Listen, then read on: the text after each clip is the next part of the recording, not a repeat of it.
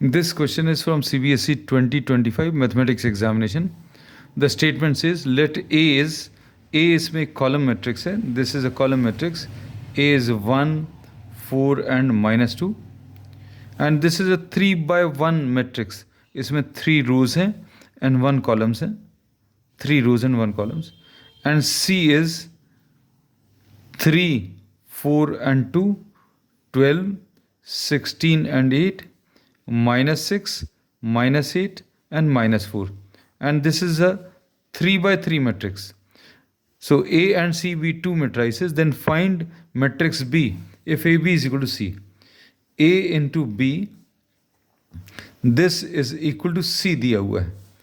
A इसमें 3/1 matrix है और ये C इसमें 3/3 मैट्रिक्स है. और यहाँ पर B का हम लोगों को ऑर्डर नहीं मालूम. Suppose this is m/n. तो हम लोगों को ये मालूम है the necessary condition for matrix multiplication is that the number of columns in the first should be equal to number of rows in the second. मतलब m की वैल्यू इसमें 1 आ जाएगी और आंसर जो मिलता है इन दोनों मैट्रिक्स को मल्टीप्लाई करने पर 3/n मिलता है. 3/n मतलब 3/3. So answer A cross B अगर आप निकालेंगे, A क्रॉस B अगर निकालेंगे तो आंसर कितना आ जाएगा 3/n matrix. This will be a 3/n matrix.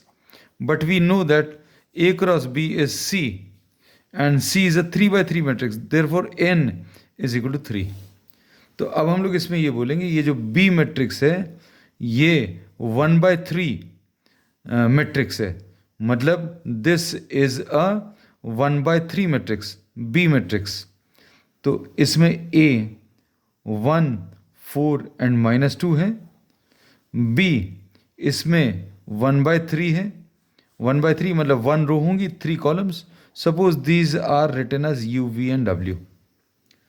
तो B इसमें m/n मैट्रिक्स है और m और n की वैल्यूज अभी हम लोग निकाल चुके हैं. This is what 1/3.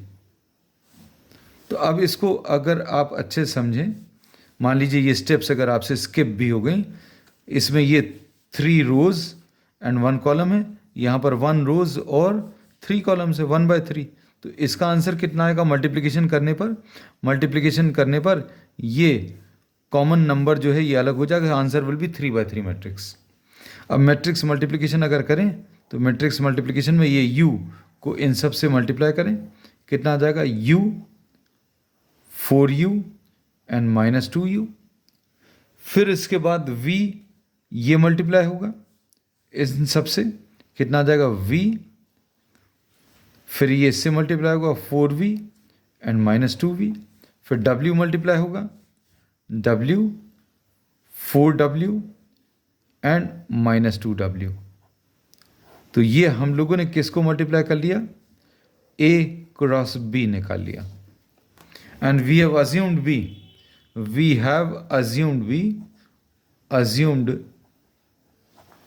B equal to U, V and W. ठीक, ये एक अजम्पशन है और ये 1/3 का मैट्रिक्स है. तो 1/3 अभी हमने लिख ही लिया था. अब A क्रॉस B का जो आंसर है this is equal to C. ये C दिया हुआ है. ये कितना है 3, 4 एंड 2, 12, 16 एंड 8. अभी क्वेश्चन बहुत सिंपल है. You just have to equate and find out the values. तो ये U की वैल्यू इक्वल टू 3 आ गया, V की value equal to 4 and W equal to 2 आ गया. So B a 1/3 matrix will be 3, 4 and 2. So this will be the answer.